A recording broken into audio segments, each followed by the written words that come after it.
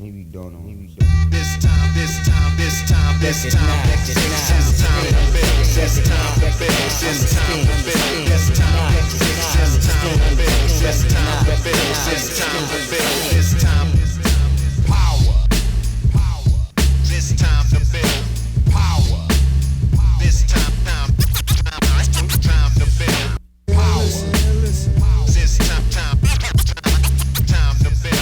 power. What's up, everybody? I'm your host, Chris Hampton. Welcome to episode 170 of the Power Company Podcast, brought to you by PowerCompanyClimbing.com. I have been mostly quiet over here, and that's entirely on purpose. At the end, I guess I shouldn't say the end, but during the COVID lockdowns, I felt like things were getting a little too noisy. Everyone was glued to the internet, and I didn't want to contribute to that noise. And then this uprising really took hold, and I put my efforts toward rallying people on social media and taking a look internally, talking to the companies, the events, the organizations that I, as a climber and as a coach and with Power Company, am affiliated with, and making sure I understood the stance of everyone, and removing any relationships that didn't hold the same values that we hold. And I realized that by not saying anything on the podcast, some of the people who listen and follow don't know my stance, because not all of you do follow on Instagram or Facebook. And I just want to make it clear that we at Power Company, the whole group of us, are 100% anti-racist, and if you don't fit into that category, frankly, we just don't want your business.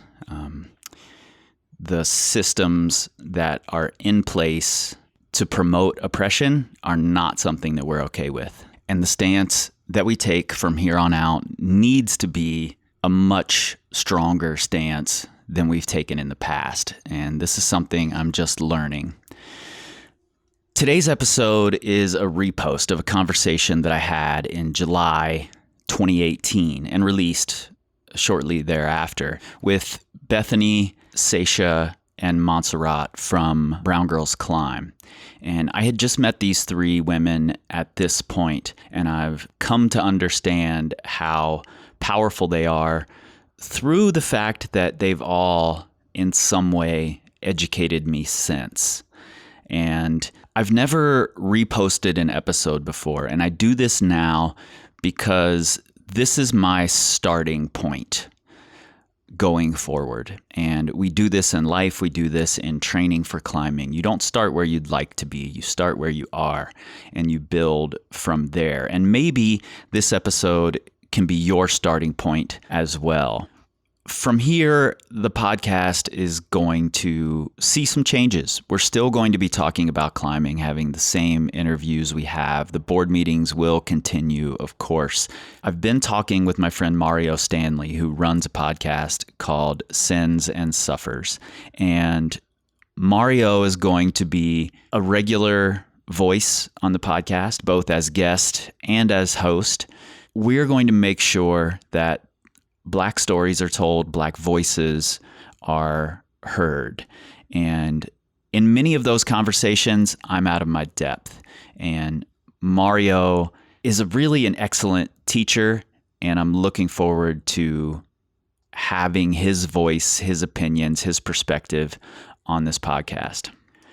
Mario has asked that rather than pay him for his time, we donate the money.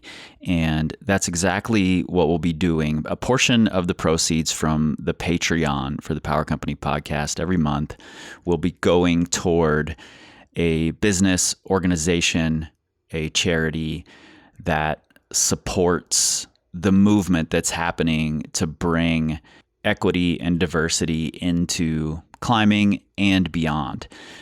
This month, because of the education these three women have given me, the $700 from the Patreon will be going to Brown Girls Climb.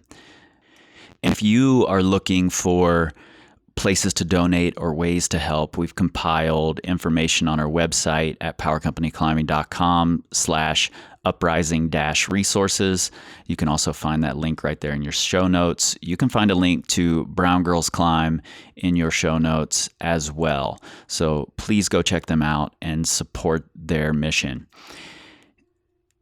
I will not see you on the other side of this episode. Instead, I'm going to let these women take it out, and I'm going to ask you to consider the conversation, to start your own conversations with your people, and consider what changes, no matter how small, that you can make to further this mission.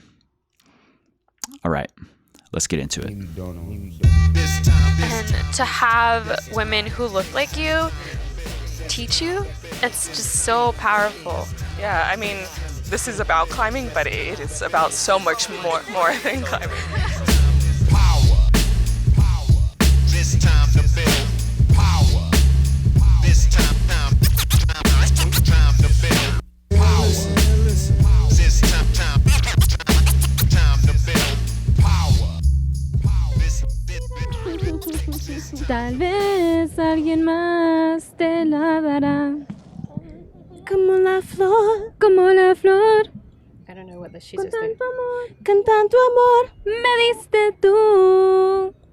Se marchitó, me marchó y yo sé perder. Pero, ay, cómo me duele. Ay, cómo me duele. Du, du, du, du, du, du, du. I need this at the beginning of every podcast. Gosh, this is amazing. I've been doing a lot of singing and karaoke, so my throat is a little Were you doing karaoke here? Was there karaoke in the car. here? Ah, We have I a see. portable karaoke microphone with a built-in speaker and like flashing lights and special effects. It's pretty cool. In the car. Portable. So Yeah. we were doing it in the car because we had 6 hours to kill. It's a pretty standard tradition that the Brothers of Climbing started, that they do karaoke in New York with their crew. Now we're starting to do it with our crew, do it at the Color the Crag. Outdoor retailer shows. Yeah, just wherever we can. I mean, you know, just, it feels good. Oh man, this sounds amazing. Yeah. Well, first off, thanks for sitting down and talking to me. You know, I come from a diverse area of, you know, the country. Cincinnati, the school I went to was pretty diverse, but there's not a ton of it in climbing. Especially here, now that I live in Wyoming, it's not diverse at all. And seeing the diversity of the festival this year is really exciting for me. And I'm really glad that you guys are willing to sit down and have this conversation and educate me and everyone else who's listening, because I really want to understand how to be better at promoting diversity, and just making sure that people are comfortable, including myself and everyone else who wants to be an ally or wants to just help promote diversity. First, can you introduce yourselves so that we all know whose voice belongs to who, and just kind of how you came to Brown Girls Climb? Yeah, I can start. So my name is Bethany Lebowitz. I'm the founder of Brown Girls Climb, and you know, it basically started in Maryland. I went out to the New River Gorge and kind of realized, like, oh, I'm the only brown person here, but our gyms are super diverse out there. And what would this crag look like if more people were out here that kind of looked like me, or maybe looked different than me, but had, you know, it was a little bit more heterogeneous, I guess. So I was encouraged to start the Instagram, and, you know, out of that, I got to find all of these wonderful, strong, beautiful ladies that were climbing all around the world, and we've been able to connect and grow together. So.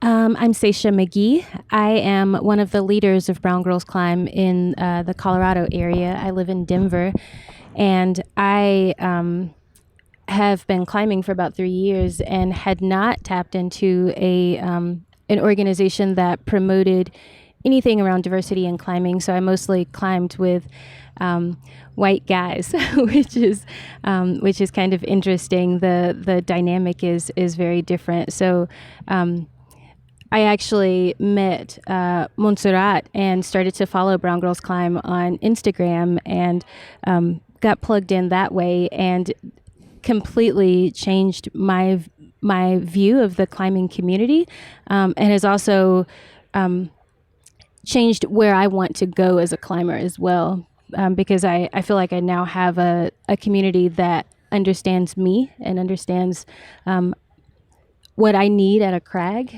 and that's just been really wonderful. Cool. Awesome. My name is Montserrat, and my pronouns are she, her, hers. I am a leader with Brown Girls Climb. I am based out of Boulder, Colorado now, just as of last week. And I got involved with Brown Girls Climb when I was working in Estes Park. I work as an outdoor educator, and I've been working in the outdoors for maybe going on 6 years. I don't know. Can't do math. Like 5-6 years since I was in college. And I was really turned off by the climbing community when I was in college, and didn't feel welcoming. And then I moved to Colorado, and I found really awesome community. And there I just started to feel really inspired to do more work in the community and to pursue my own adventures. And a lot of it has actually been centered around being able to facilitate experiences for other women and girls in the outdoors. And I do that both through my volunteer work and my part-time job. So Cool. Bethany, can you tell me a little bit about how Brown Girls Climb started, and kind of if you all want to jump in and just tell me what the mission is and what you guys do. Yeah, so I'll start with the mission. So our main goal is to promote and increase visibility of women of color in rock climbing. So we do that through a lot of different means.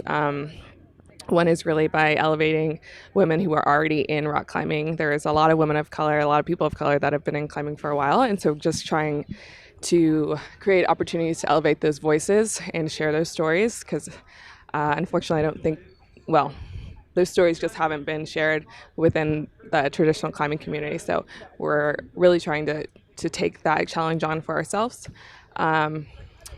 Another way is through meetups, like kind of Stacia was mentioning. We have meetups all over the country, and those are expanding as leaders pop up.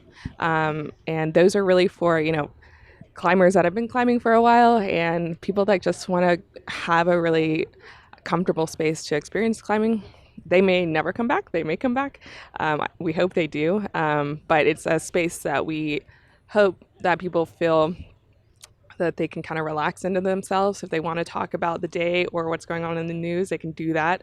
And they're really skill focused. So we really try to hone in on what do you want to accomplish today. Maybe that's just getting up your top rope, or maybe that's learning how to place pro. So we try to facilitate that through kind of looking at all the skills that are present in that group for the day, and going off that. And then lastly is just creating more opportunities for other marginalized groups to experience climbing in general. So one of those ways is through Color the Crag Climbing Festival, which we can kind of talk about later. Mm-hmm. So a little bit on that is that Mikhail and I from Brothers of Climbing connected right away after I started the Instagram. And since I had never really had a community to plug into, that was the first goal. Is let's just meet up. I want to go to the crag with the crew. They've had this going on for a while, and they were able to have outdoor stuff, but I've never experienced what it's like being with a brown crew outside. What does that feel like? So we organized a climbing festival first, and so we were doing that throughout 2017, and then in March of 2017, I think, we had our first meetup in Maryland. And then shortly after, Montserrat kind of took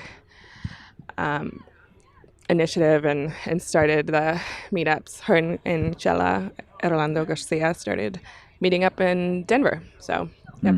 Yeah, I see. I've followed your Instagram for a while, and I spend a lot of time solo in the gym and training by myself, and then I see the photos of your meetups, and everyone looks like they're having the absolute time of their life, and I'm so jealous every time.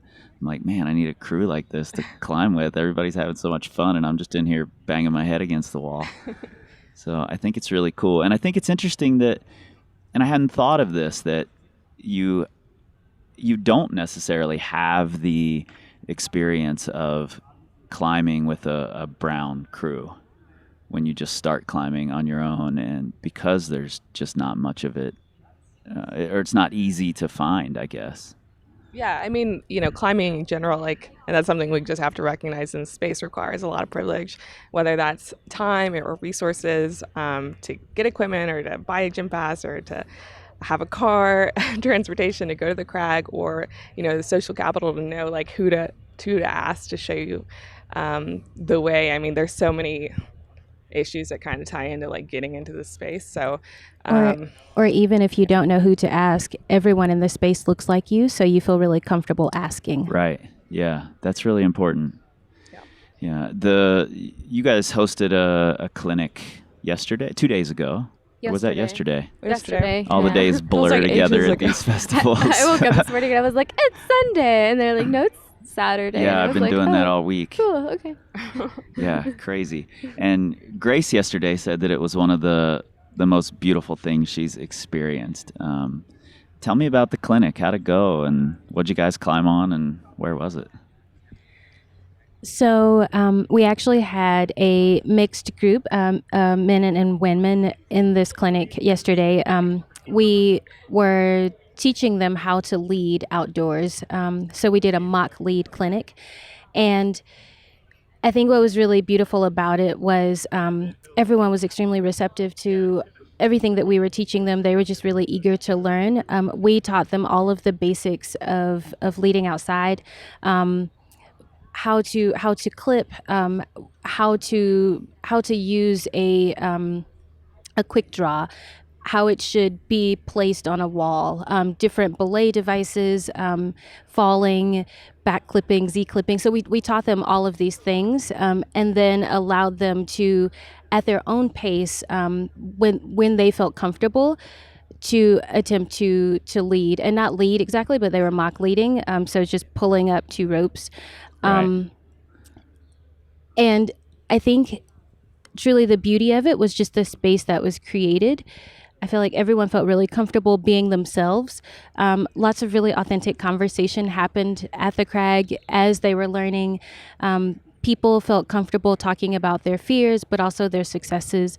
So just a really, really beautiful space.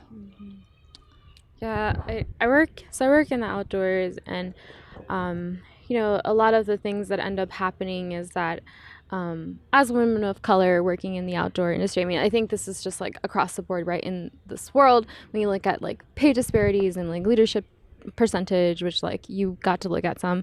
Yep. But working as a woman of color in the outdoors, you in a way have to be twice as good to be recognized, to be as equal as your counterparts.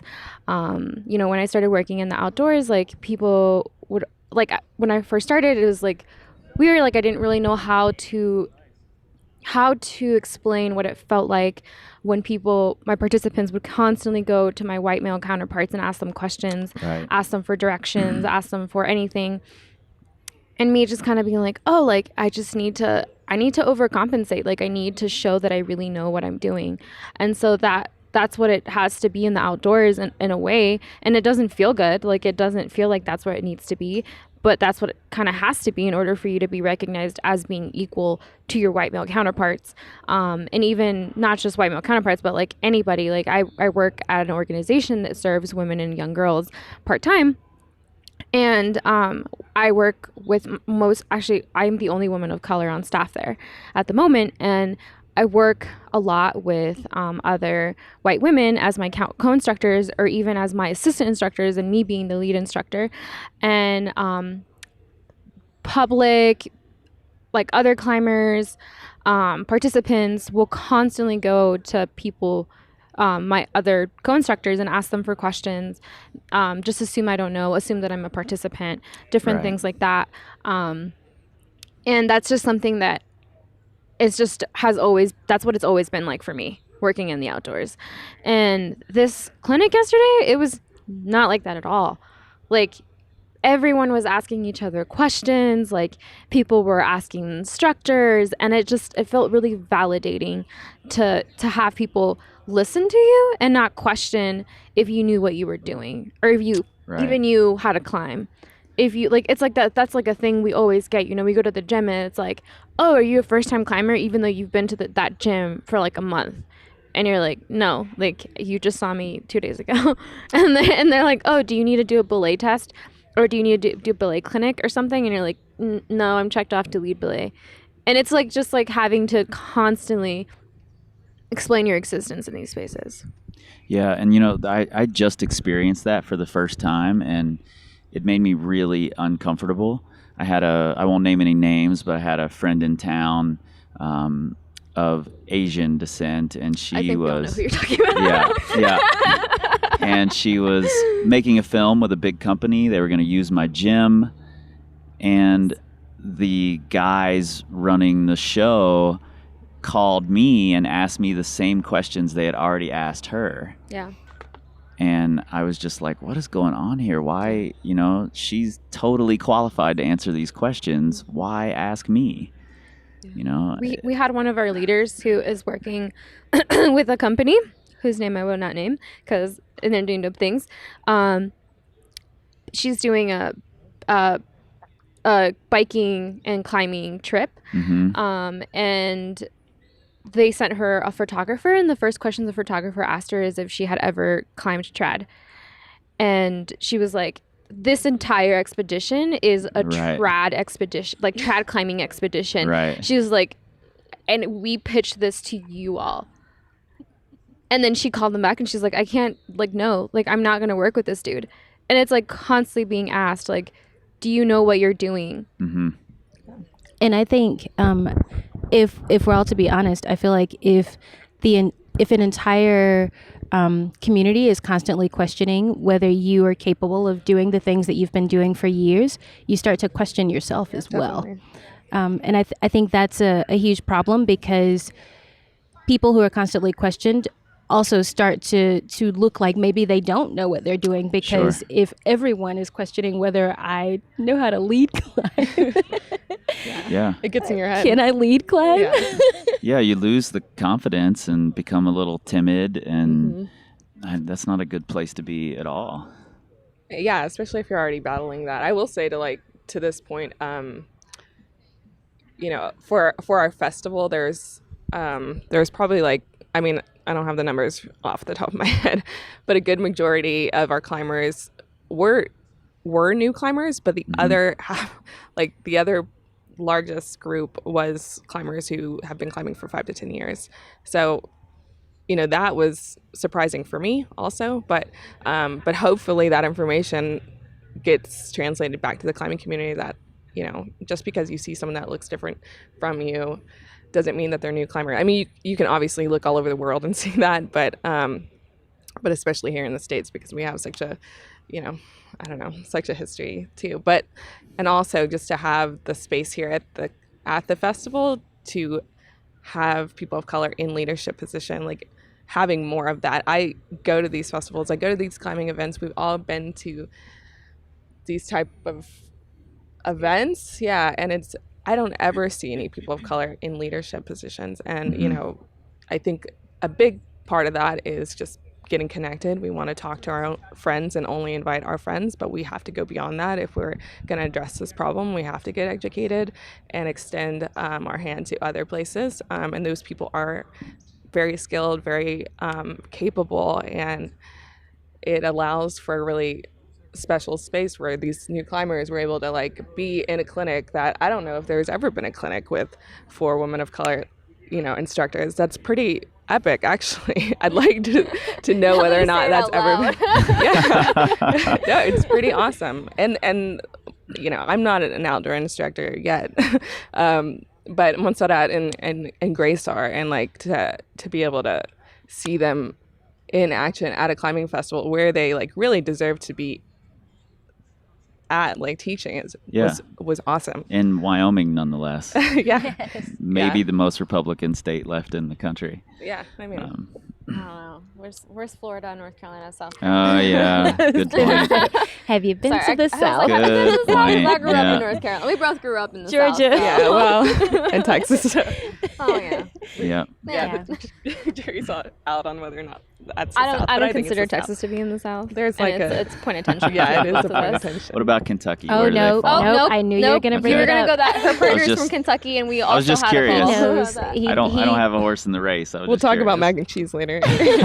And also question for collard you. greens. Okay. Question for you. Okay. Okay, mac and cheese. Is it a main dish or a side dish? In the South, it's a main dish for sure. That's not true. No. Really? Okay, you're avoiding the answer. Okay, What for is it me, you? for me, it's a side dish, and I don't even like mac and cheese, except for, I have a friend named Jarvis who makes the best mac and cheese on the planet, and I'm all for that. But that's the only mac and cheese I'll eat. So Yeah. for me, it's a side dish. What I is the verdict? Hey, unpack it, Seisha.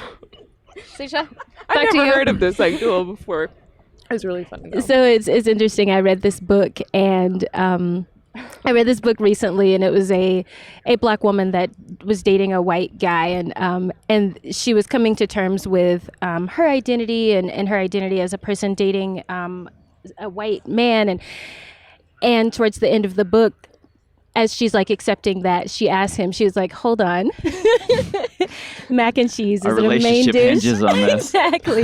Mac and cheese, is it a main dish or a side? And he was like, main dish. She says, no,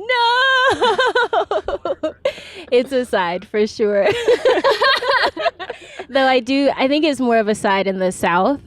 I think maybe in other areas it's probably more of a main dish. When I moved to Denver, Yeah. truly everyone put bacon in a massive amount of mac and cheese, and that Yeah.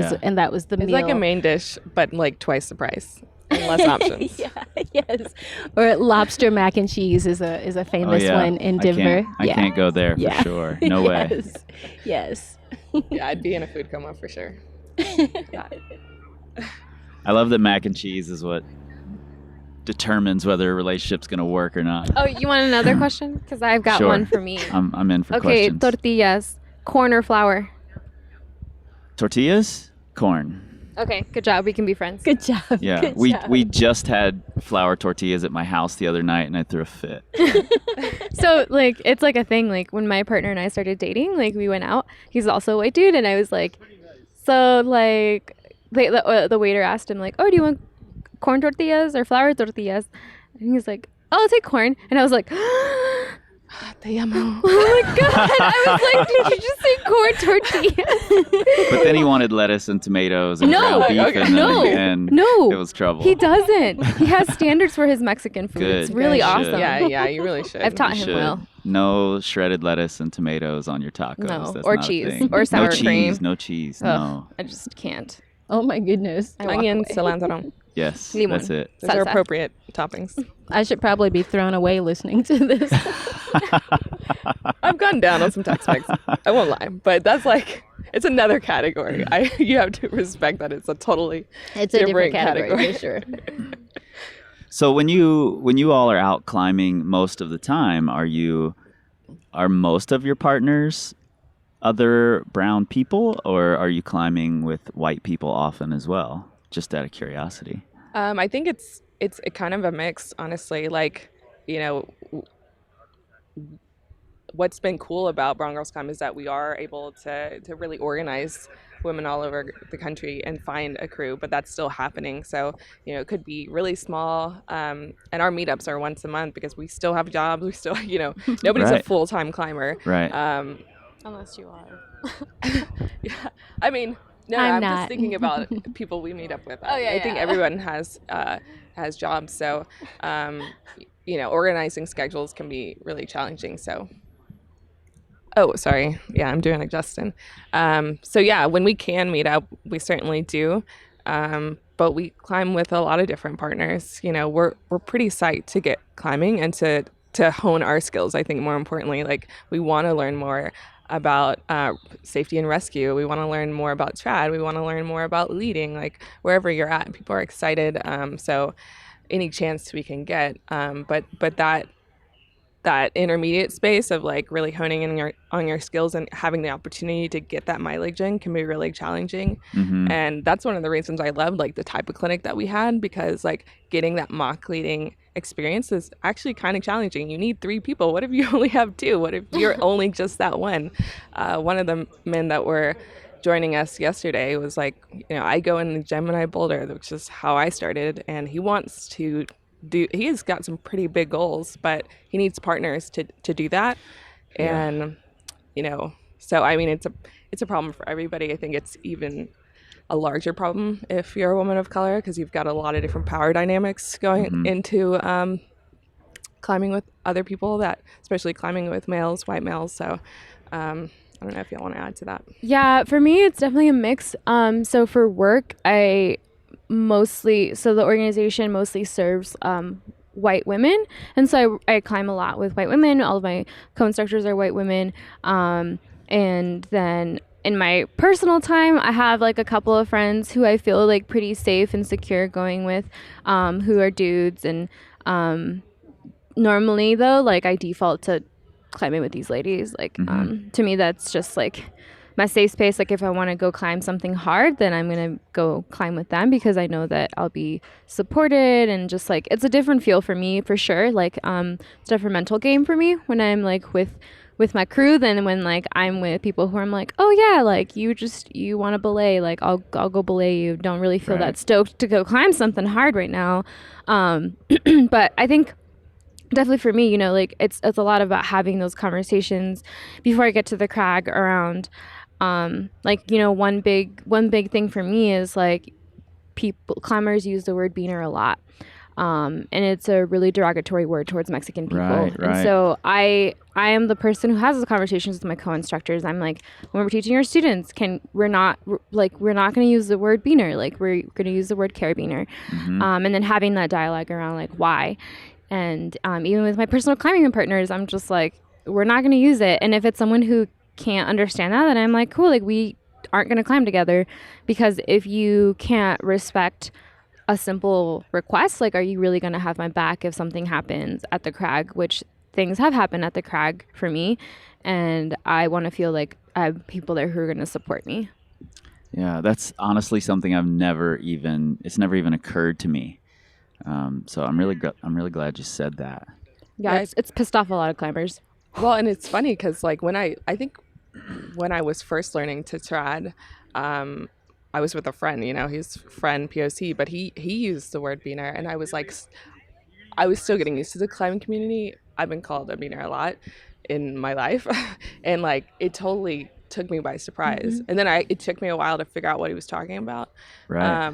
But that was really hella distracting. And like she brought that up in an article that she wrote, Montserrat did, and I was like, oh, yes, like actually, like it is. I mean, it's for us, it is a really derogatory term, and it's a really simple change in language that can do a lot to like help refocus a climber. Like if you leave it out of your language, then I can I don't have to think about like, oh, okay. Did this person just call me a beaner? Is it? Yeah. I mean, no, they didn't. You know. Yeah, they didn't. They're using it for their own purpose, and I get that. But like, you know, it takes some practice to like change your language, and no one expects you to like know all these things right away. But like, you know, we're telling you now. So like, you know, just practice it. It takes a while, but it's not that much extra work. And I just add one more thing? Yeah, do. Is that for anyone who's listening to this and is like, well, I don't say it in that context, it doesn't matter. Right. People who grew up listening to that word and being, it's triggering, it's hard. Like there are certain words that like I hear and I'm just like, I'm taken back to like being an 8-year-old little brown girl in the South and like being like called names and being told like I don't belong there and being told to go back to my country. And it's like, if people could just humanize those experiences, then I think that they would understand that a little bit better and not make it about their ego and their experiences. Because people were really pissed about this article. A lot of climbers were just so insulted that I was insinuating that they were being racist. And I was like, you're not being racist if you aren't doing this intentionally. We're just asking you to change your word usage. And if you continue to use it, regardless of that history and regardless of that understanding, then Yeah, and frankly, as a coach, as someone whose job it is to help people improve their climbing, using a word that makes your partner uncomfortable, no matter what it is going to impact their performance. Yep. Period. Definitely. And, I appreciate you saying that, because like a lot of people don't think about it like that. yeah, and that's our job as a partner, is to help your partner do the best that they can do and to be comfortable up there. And if you're using words that they find offensive or make them uncomfortable, then you're just not being a good partner, period. I mean, it doesn't matter what your intention is.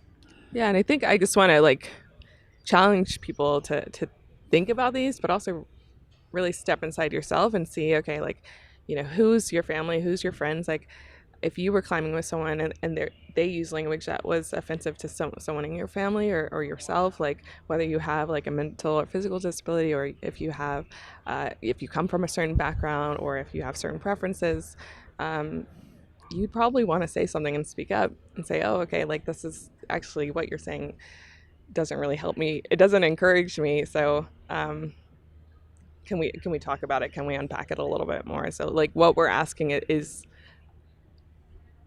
what I would expect any partner to bring up to me also, Yep. So. Yeah, we talk a lot about on the podcast. We talk a lot about having conversations with your belayer, with your partner, before you try something hard, before you get on the wall.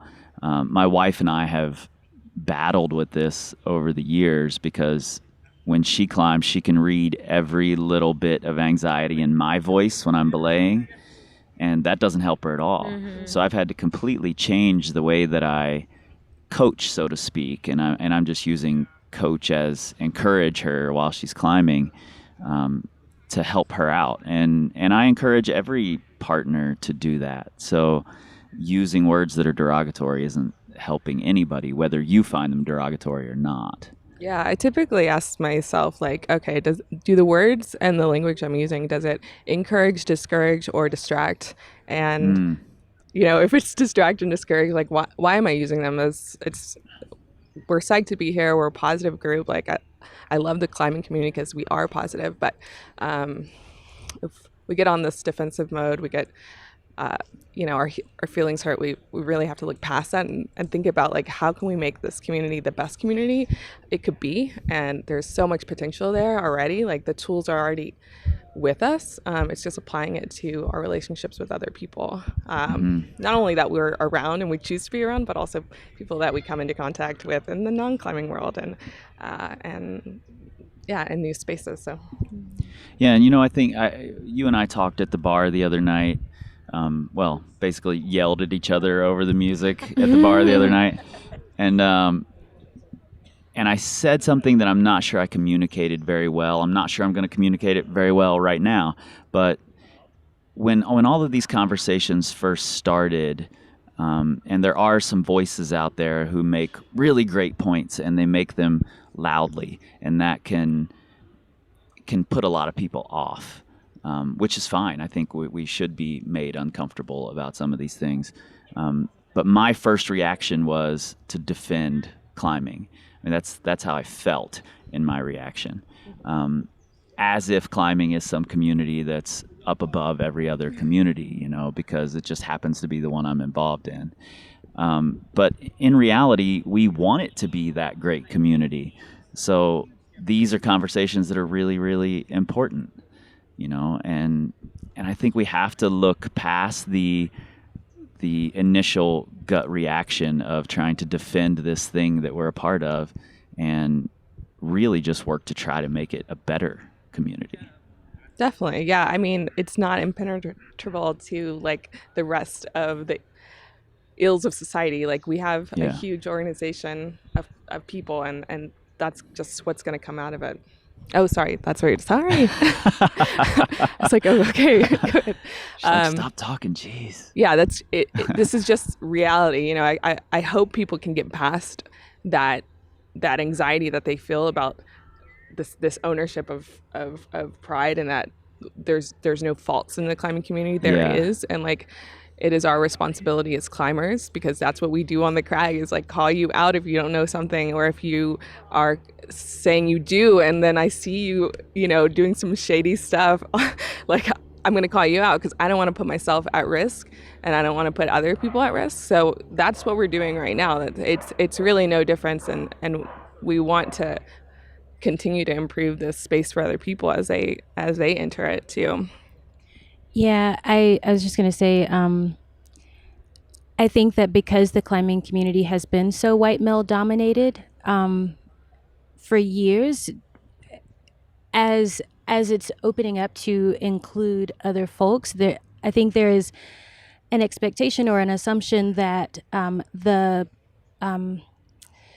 the community is going to remain exactly the same, and everyone that joins the community or that starts to be seen within the community are going to be exactly like all of the white They should males. just assimilate. Exactly, like, yeah. and that's really unfair, and it's also coming from a place of high privilege, and I think that as people who are striving to be good people and who are also striving to be accepting of others, I think it's really important for folks to realize that single, like, white male identity is not the only one that exists in this space, and it's important to embrace, or at least to recognize and understand that other identities don't feel exactly the same way. Yeah, and the other identities aren't exactly endangering you either. I think that's an important thing to remember, and I think a lot of people take that stance. Right. Right. We've always done it this way. I think what's cool, I mean, this is a great example. It's like the climbing festival that we had, Color the Crag, was like organized by people who haven't been organizing climbing festivals for years or generations, depending on your family, I guess. And what we saw were like all these great ideas. Like we had like a shuttle bus come from Atlanta to HP40. We were able to make it affordable, super accessible, and low impact. That's just like one of the many examples of like what made that festival great. You should come if you want to check it out. But yeah, we'll put some info in the show for notes. Sure. But part of that is because you have this diversity and like so much more beyond like color. It's like cognitive diversity. We have different backgrounds. Maybe we're engineers. Maybe we're artists. Maybe we're teachers or educators. Maybe we come from the South or the North or wherever. We have these different family, cultural experiences, and so we bring all of that knowledge into the space and into the area of the climbing community that we want to invest in or contribute to. And I'm really excited about that because I think, you know, we see the outdoor industry growing every day, and I am very curious to see what types of products come out of it, how we explore the world differently, simply because there's more people that are coming into this space. So I don't think that story, that kind of narrative or that perspective gets shared enough, but we are climbers, we're explorers, we want to do things different, we want to find a different route than what was climbed before. And I think the more people that we have from different experiences, like the richer that can be, and like I'm just really excited about that. So totally. I wanted to speak a little bit of going back to what you talked about, like like people's like initial kind of like that gut reaction. Yeah. So I facilitate DEI conversations in different spaces. And one of our community like talking norms when we're going into these conversations is like sitting with our discomfort, right? And recognizing like, why am I uncomfortable right now? Is it because A, I've contributed to this, B, like I've experienced this, C, a little bit of both, or D, like this is just shocking me right now. And obviously like it can be such an other array of emotions, and there is this term that was coined by, hold on, I always butcher her name, because Robin DiAngelo. And she has a book that's called Why It's So Hard for White People to Talk About Racism. And she coined this term called white fragility. And I think that fragility can be used across the board when having various conversations, not just about race. And fragility comes from the state of an array of emotions, whether it is that you are shocked or you're defensive or you're upset, you just are like shocked. Your whole body is just like, oh my God, I can't believe this is happening, right? It's like this fragile state where like your world is shattered. To have people in the climbing community share stories of sexism, racism, homophobia, transphobia, it's shocking to you because you're like, this is my community, like I am part of this, like, Right. and then you have to take, you in a way have to start questioning yourself, like, have I contributed to this? Yeah, absolutely. And then it's shocking, and it's just like, it shatters your world. And I think going back to the term fragility, right? Like, you have this moment where you're like, you become so fragile in that state that you either become really defensive or you become like really anxious, you become really upset. And being able to recognize when you're in that state and the ways that you act from that state, right? And how, if you are like, are you calling people like names? Are you calling women bitches, or like, because they're talking about sexism and telling them to stop complaining about everything?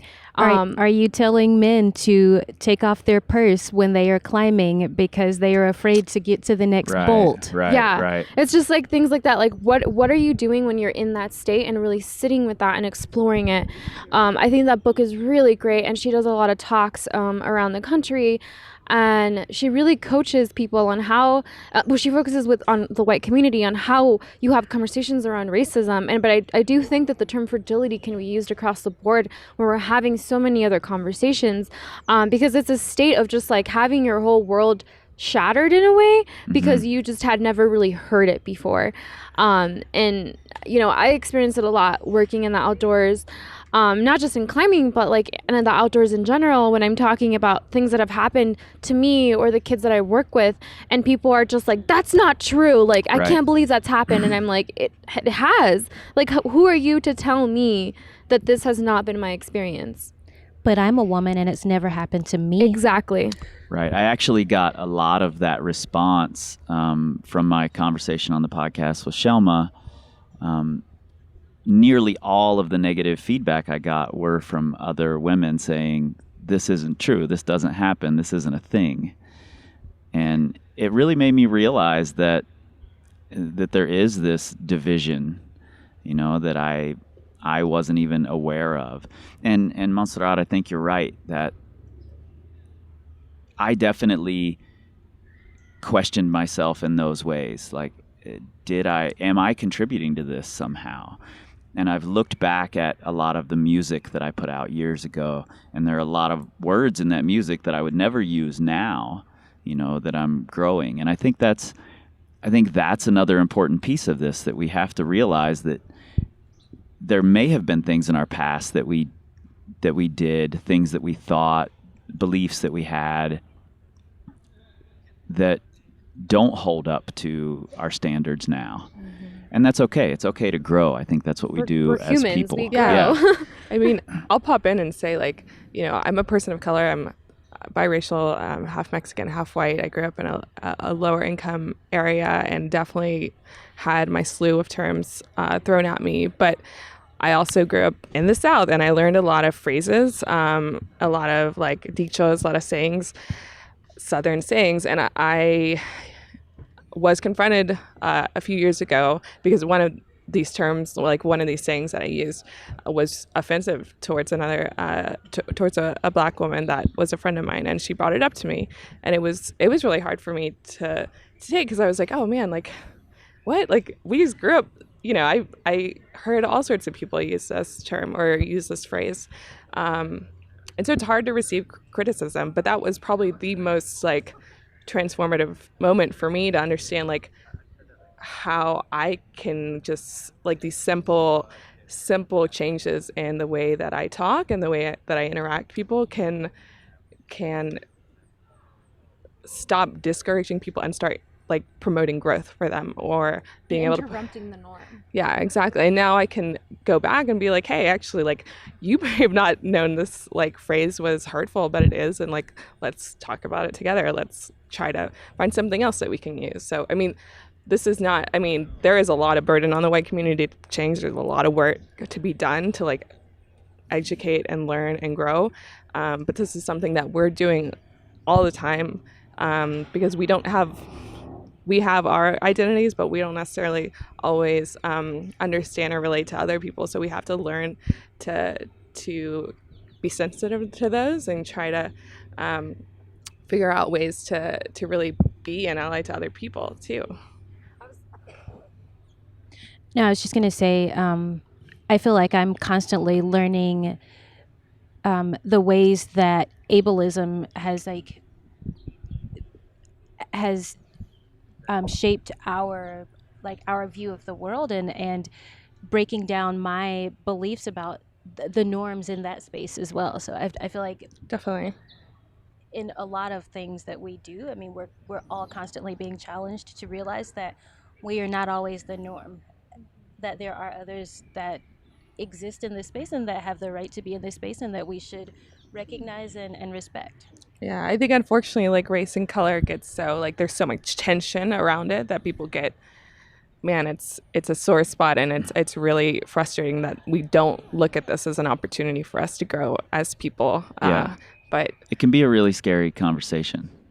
and once it ends, I just want to go back to what you had mentioned about the feedback that you got from a lot of women being like, this isn't my experience, and the things that we've heard, and just say like our identity groups are not homogenous. Like, we all don't have shared like the same experience, right? Like, we Right, have exactly. some sort of shared experiences, and it doesn't mean that my experience is everybody else's experience. That as a woman of color, like, every single woman of color has had my own experience, and I think that it's really disheartening when you see people from your own communities being like, well, that's not my experience and she's lying. And it's like, Right.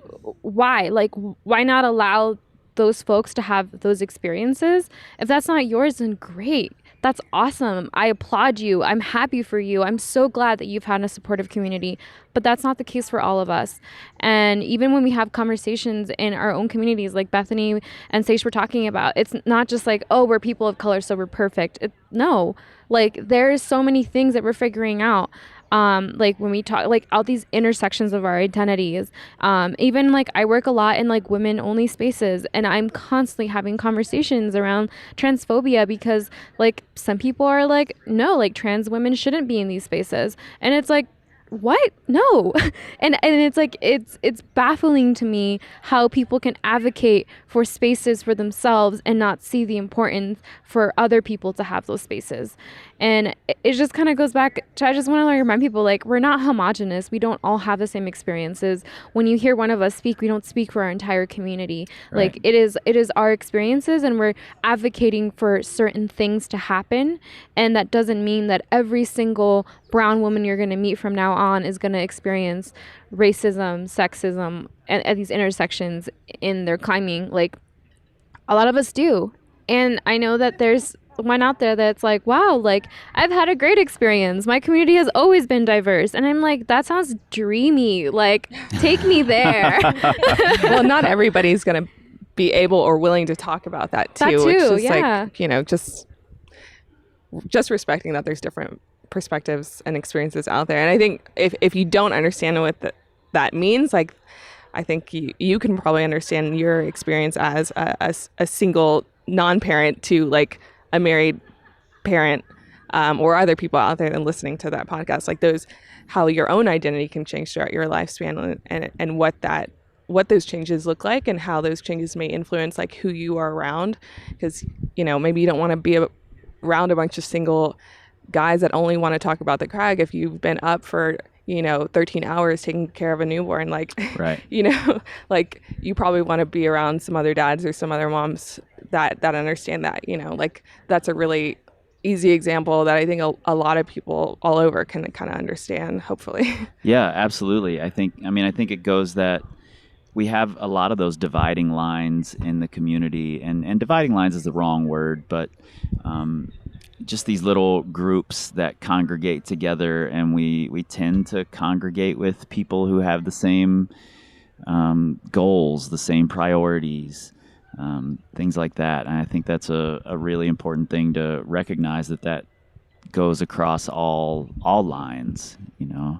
There's definitely natural Yeah. groups that we go into Yeah. all the time. But as soon as it incorporates these like social identities, that's when people are like, oh my God, like Yeah. what? Yeah. Yeah, and I'll completely admit, and I think you'll be able to hear it in my voice in the beginning of this conversation, that I know it's a touchy subject and it's tough to talk about, and I'm nervous coming into this conversation. You know, I'm not nervous now. Now it feels like a really nice, interesting conversation. It's mac and cheese and It's racism. mac and man. cheese, yeah. And This should be the title of this podcast. mac and cheese and racism. But I'm really glad that you said, you know, that you make mistakes. You all make mistakes. You're not, you know, I We're think that's human beings. it's an important thing to keep in mind, whether you're that person who like hashtag woke as fuck on every Instagram post that you put on there. You're still going to make mistakes, Absolutely. you know, periods. And don't take that as someone attacking you if they tell you that you've made a mistake. I think that's a big mistake that we all often make, is we automatically become defensive. Yeah, I think even within our own community, like the Brown Girls Climb community, for instance, I mean, I'm a Black woman, and Montserrat is Latina, and so is Bethany. And I feel like because we have such diverse experiences and like different cultures, I feel like we are constantly learning from each other. We're learning how like racism shows up from like being Black versus being Latinx, and also how we can make mistakes within our community. And I think that's really beautiful to be humble enough to like listen and understand. I have a chalk bag that is very like Mexican colored chalk bag, and it feels very like appropriation-y. And so having that conversation with Montserrat was really powerful. Just, I mean, having the conversation about what it looks like, and also respecting what it is, and understanding. I mean, there's just a beauty in being humble enough to have conversations about differences between folks. And just like, even it's like, it just, those conversations just continue and trickle down. Like even within the Latinx community, like I struggle really hard with identifying as Latina, and sometimes I don't identify as Latina because my family is mixed race in the context of the country of Mexico. So like in the Latinx community, like you have folks who are Black, you have folks who are Indigenous, you have folks who are white, and you have folks who are mestizos, and a mixture of everything else.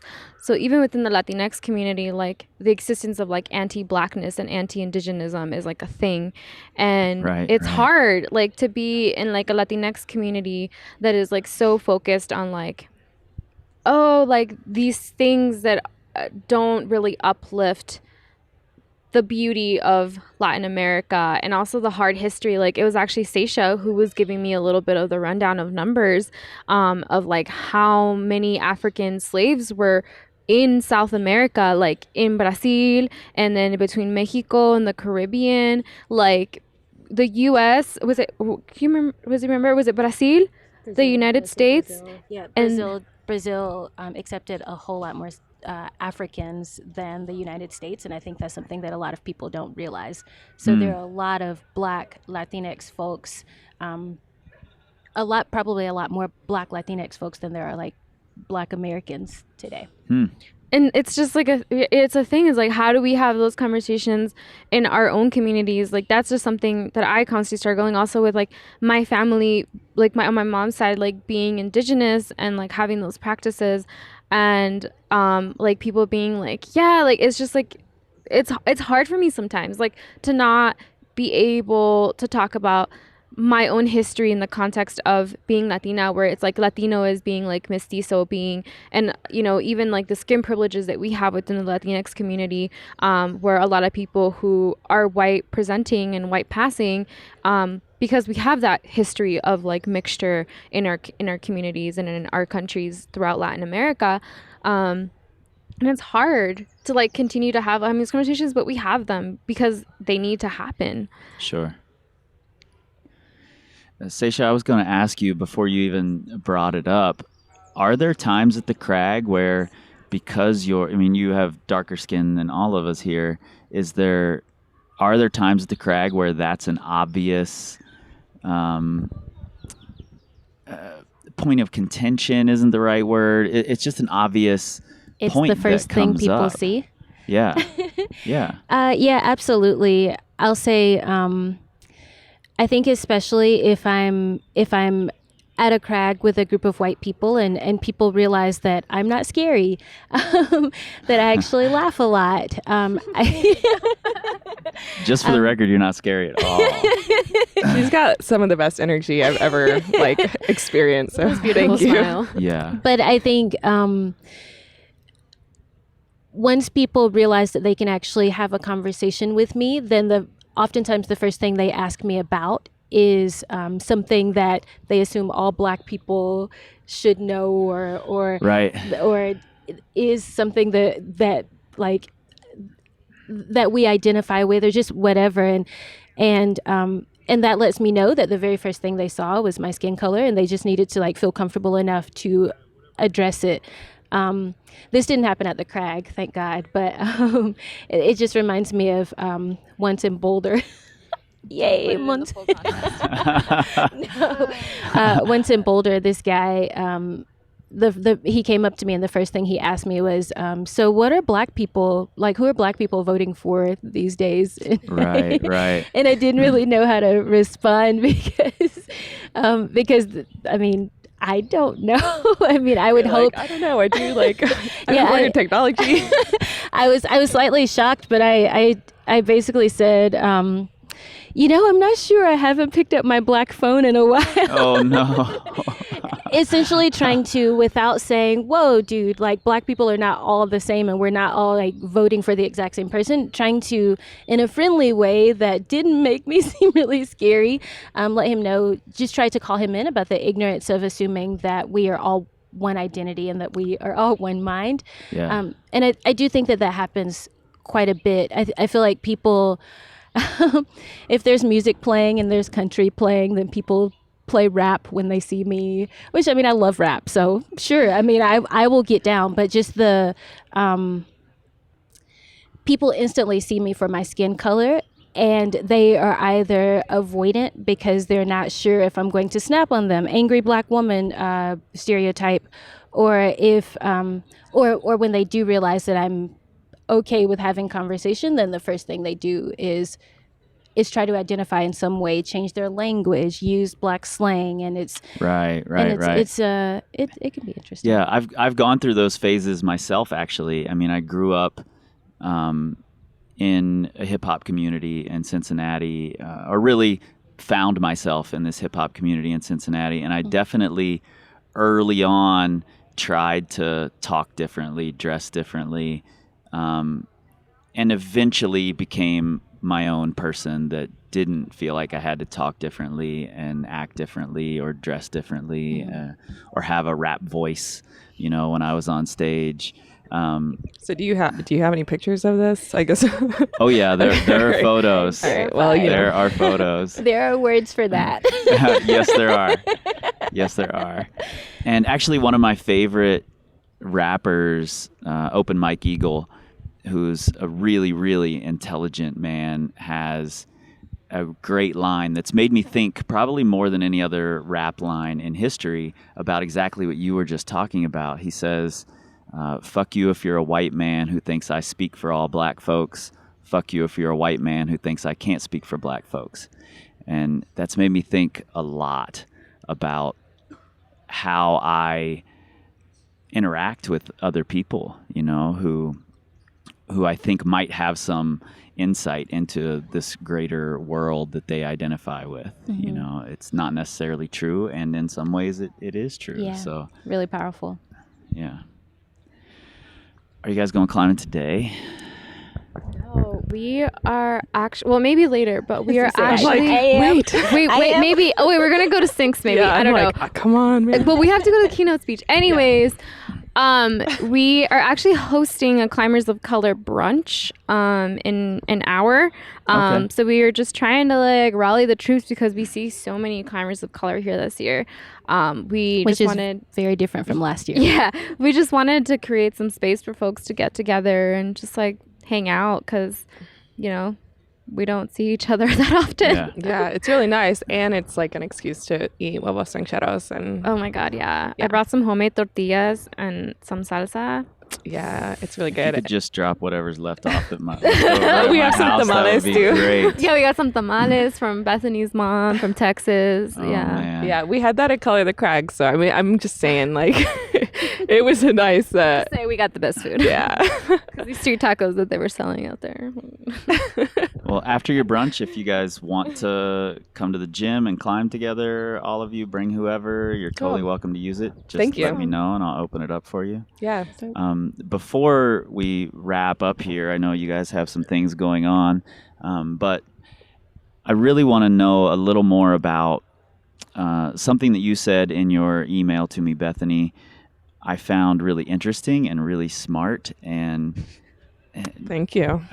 not that No, I don't I'm want that to just- sound like I'm I was just messing with surprised. That wasn't it at all.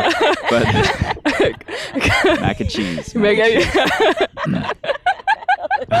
we have a good time. We have a good time. People think this is scary. It's good. But you said Brown Girls Climb currently isn't like reaching out to underserved communities. Instead, you're trying to put people in positions of leadership. And I just want to know a little more about that approach before we wrap up here. Yeah. Well, one, it's like it is addressing the narrative that that all brown and black people are, you know, in need of a scholarship and a handout. Like that is not true, and that need does exist, and there's definitely a lot of statistics out there showing there's a disproportionate issues on health, wealth, and everything else in those communities, and that's something that I'm personally very passionate about, and I think a lot of people in the climbing community of color are passionate about. Absolutely. But in terms of what we're doing right now is like there is not a lot of people of color in leadership that have done a ton of big wall stuff that are getting elevated, like I said at the beginning. But there are people out there like Emily Taylor, like Chelsea Griffey, like Miho Ida, that have been here for a while. And so, you know, the fact that their voices haven't been elevated, and the other people that I'm meeting through Brown Girls Climb and through Color the Crag, that there hasn't been enough spaces to show the rest of the climbing community, like, hey, you can learn from this guy too, or you can go support this woman in her business too. That's what we really want to address, because we have the community, we have we know a lot of the climbers out there. So trying to just either create events that we can have a space for them to tell their story, or create festivals or climbing opportunities for them to share their skills. To me, I get a lot of satisfaction out of that, because I want to learn from those people. They understand not only what I need to work on as a climber, but they may have some additional skills on how to cope with the rest of the world and the rest of the day that's happening. I mean, if you turn on the news, you can see a variety of different, you know, events that are affecting our community, and it's really great to learn from people that look like you or understand you, and that's supported by research too. So yeah, so that's really what we're doing. I think the biggest way we can reach portions of our community that are at risk is like by building leaders. You know, the fact that I can be in a position to be on your podcast and talk about this is awesome, and it allows me to go back home to my neighborhood and share these skills, share these resources, take people out climbing, not because I think climbing is like the panacea for everything, but because I'm able to just share another tool I think to me that's like a big deal. Like I'm going to share all the tools I can, and I hope that you can find a way that you can not get beat down by the world. So I think putting people in leadership positions is a big part of kind of mobilizing the entire community, no matter what. Yeah, so I think that oftentimes when people think of people of color in places where they aren't normally highlighted, they think they're coming from a deficit mindset. And there's like this saviorism complex that is introduced. And I think that we see a lot of that in the climbing community. It's like, let's go to the inner city and grab these kids of color and throw them into this situation. And I'm not saying that that's a bad thing, because I definitely think that a lot of communities of color have not experienced things like climbing. And so I think that's wonderful. And I think that there are a lot of organizations that are doing that. What I find so wonderful about Brown Girls Climb and what Bethany started is that there aren't a lot of people that are saying, let's create leaders of color to go back into those communities and to take those skills back into their communities. And so that's the beauty of Brown Girls Climb. Instead of like a lot of white folks deciding that they want to be mentors to kids of color, Right. We're instead increasing the leadership within our community so that we can then introduce it. I mean, become fathers and mothers and introduce it to our kids, so that I also think that mindset, that deficit mindset, is one of the reasons why if I walk into a climbing gym, there's an assumption that I don't know anything about climbing. Sure. Because there's this stereotype about people of color that is continuing to be perpetuated by that deficit mindset that we all perpetuate. I feel like it's not just the climbing community. It's a lot of organizations across across different communities that continue to perpetuate this idea that that we need to bring people in and see them from like a deficit perspective and teach them what we know. And I think that Brown Girls Climb is really changing that perception. Yeah, and I just want to add that like those things aren't mutually exclusive, right? Like we have been putting, like, you know, we work with partner organizations to put on different things. So we do intro to climbing classes that are free. And we help women with getting access to gear, getting access to outdoor spaces. Last year, we put together a mini Brown Girls Climb Day in Clear Creek County and had 10 girls of color under the age of 18 come climb. Wow. And it was, for me, like, that's when I was like, this is what I want to do.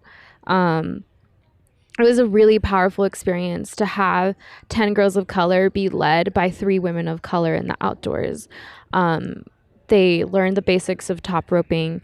We talked a lot about communication and trust and building relationships with your belayers.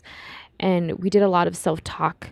There was a young girl, she was 7 years old, and her parents didn't really want to let her come.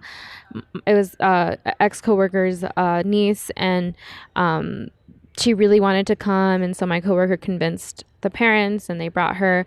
And you know, the girl was like, oh, like my parents told me that I shouldn't try that hard. Like I can do this, but like I shouldn't do anything more than this. And I was like, well, like why are you thinking those things, you know? And like I tied her in. It was a super easy, like super accessible, not easy, a super accessible climb for her.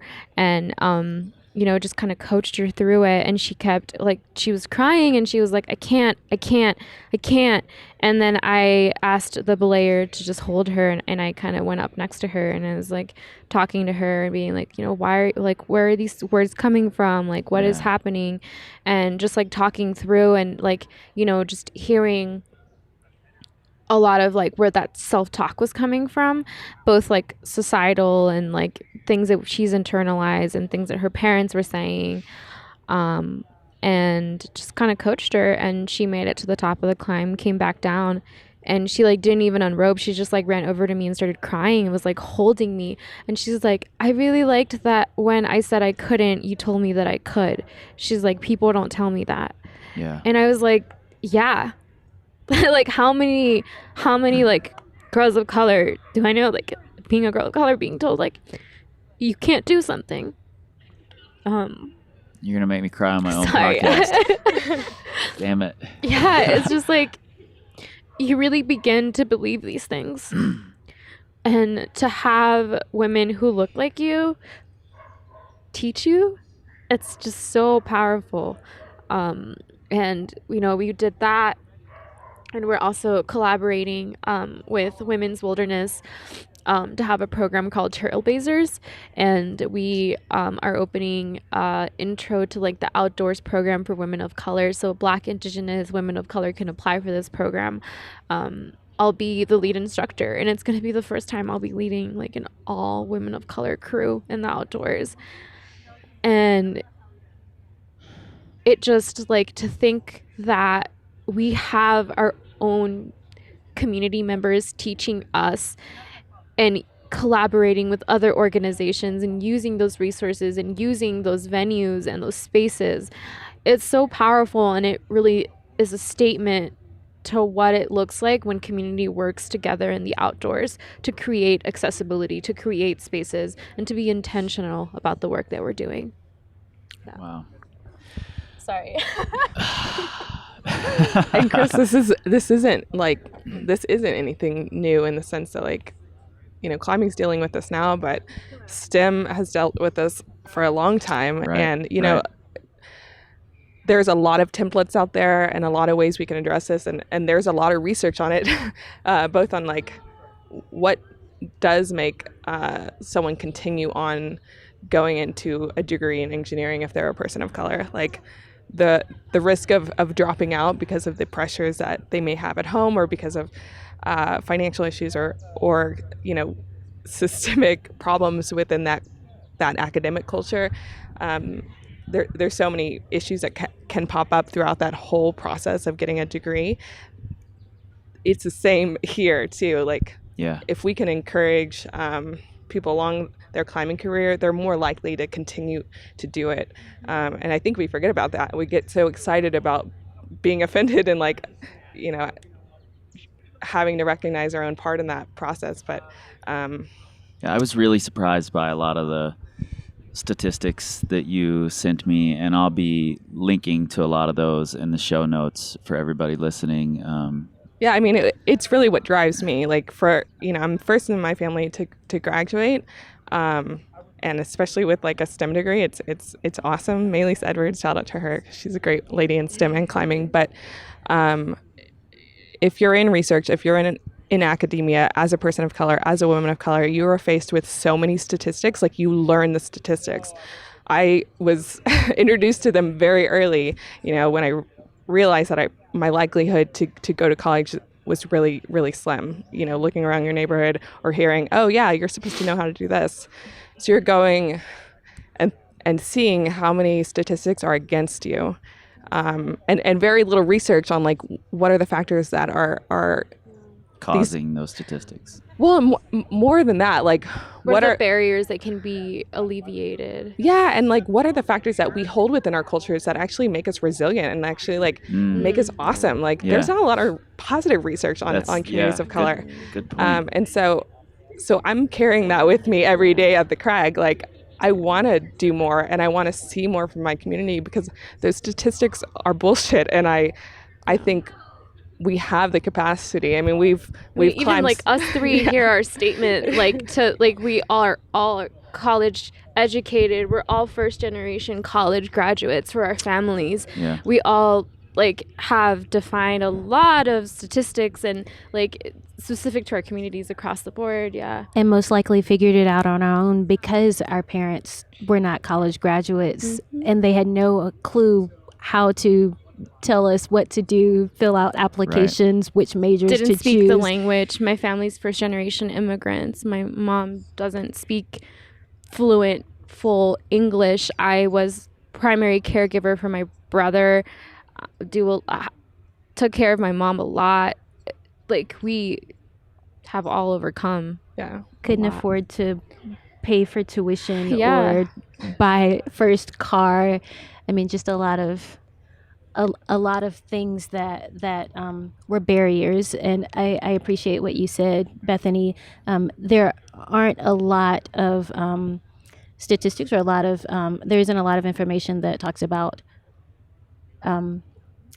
the things within us that have helped us to excel. Yeah, I mean, this is about climbing, but it is about so, So much much more. more. Totally. Totally. So it is a space that we're very excited and grateful to be in, because I think we've all been able to like see ourselves and claim ownership of our own bodies and our own beings in this space.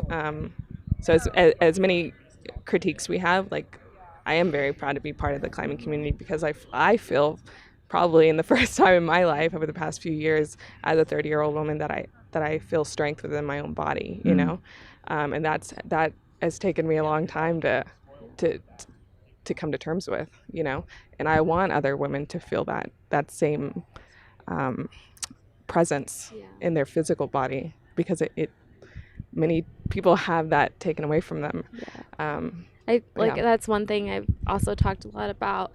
You know, being a survivor of like many things, but like you know, just different stuff that we talked about a lot, like sexual assault, and just like how much climbing can really help you heal, and how climbing is just a tool to just, like Bethany was saying, like to feel in your body, to stand in your power, to just climb and be like, my body is capable of doing this, and if it's capable of doing this, it's capable of so much more, and it's capable of healing, and it's capable of getting right back up, like after you fall, both literally and figuratively.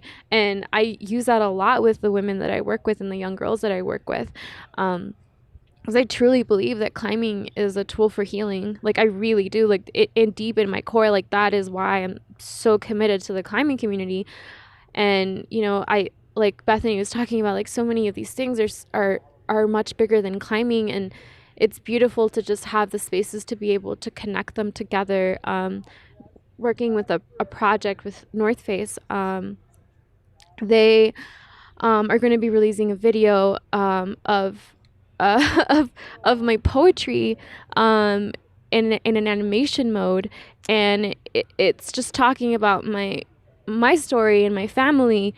And when they sent me this video, I started crying in my office, because it was just like, I could not believe that a climbing community had fully embraced and captured everything that I was trying to say.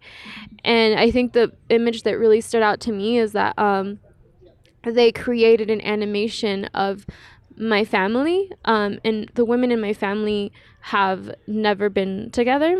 My mom migrated here like a long time ago, like 29 years ago, and she has not seen her mom since I was 3 years old. And you know, my family is really active in the outdoors in Mexico, and it's just like, I don't know, it just like being able to tell my story. And the point I was getting at is that they created this animation of my grandma, my mom, my aunties, and my cousins and myself in this image. And you know, it's just like, it's like a beautiful, powerful statement, because I don't actually know if that's ever going to happen. But it took me aback that a climbing company could really understand how powerful and how special that was for me. And you know, they've been super supportive along with this project, so I'm really excited to share it with you once it's released. But it's just like coming back to, we can have these conversations simultaneously. Like, these conversations are greater than climbing, they're also based in climbing, and they're not exclusive to each other. And to be able to have the spaces to talk and share those things, it's really beautiful. Yeah, and just like to add on to that, like we work with Access Fund, we work with American Alpine Club, we work with American Mountain Guides Association. Like, this isn't like just a conversation we're having off on our own. This is a conversation that leaders within the community, leaders within the climbing community have stepped up and asked to be engaged with. So, I hope that that people recognize that this is something that we are moving this way, and it is for the greater good. So, Yeah, well, I hugely appreciate all three of you blessing me with sitting down and talking. There's so much powerful here that I think everyone can get out of this, and I'm really glad, Montserrat, that you just shared that story, because it makes me feel good about the direction things are going. I mean, good job climbing community, but we've got a long way to go, and we've got a lot of work to do, and I'm glad that work is being done, and I'm glad that there are powerful humans like you three doing it. So hopefully I can do my tiny little part. So thanks a ton for sitting down with me. I'll have links where you can reach all three of these ladies in the show notes, and that you can find Brown Girls Climb. And if there are any meetups coming up in the near future, I'll have links to those too. So Bethany, will you tell us where they can find you on the Instagram and Facebook and all of those places? Well, first, thanks for sharing your space. I mean, you reach a lot of listeners, so we really appreciate just being invited to come sit on the grass with you, which is like the best place. On the grass or at the crag is like the best place to talk about uncomfortable things. Totally. But you can follow us at Brown Girls Climb on Instagram. It's Brown Girls Climb on Facebook. We have, if you do identify as a woman of color, we do have groups on Facebook where we meet up, and so you can find people that you can climb with. And then browngirlsclimb.com is our website. We're working on it. That's a work in progress. But typically our events will be on our Instagram.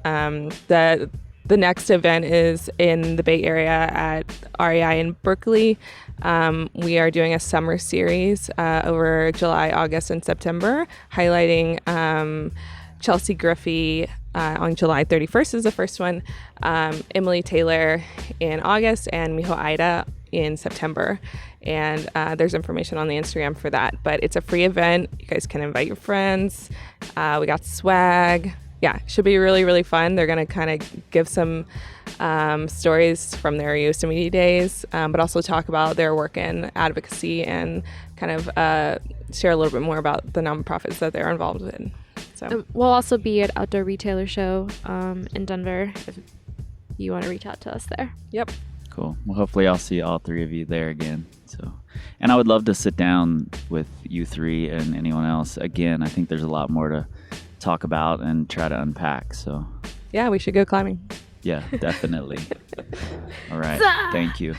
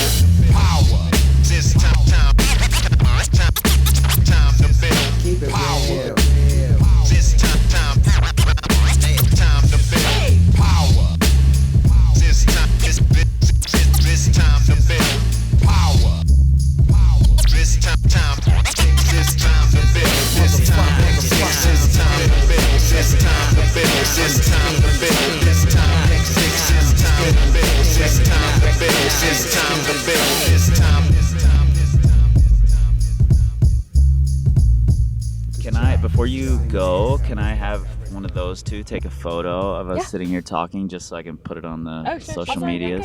I think I got it. Like, if you want to look at this one, I think that Diego. Wait, Diego, did you not take a picture? What did I give you my phone for? He has you his want a own. Picture?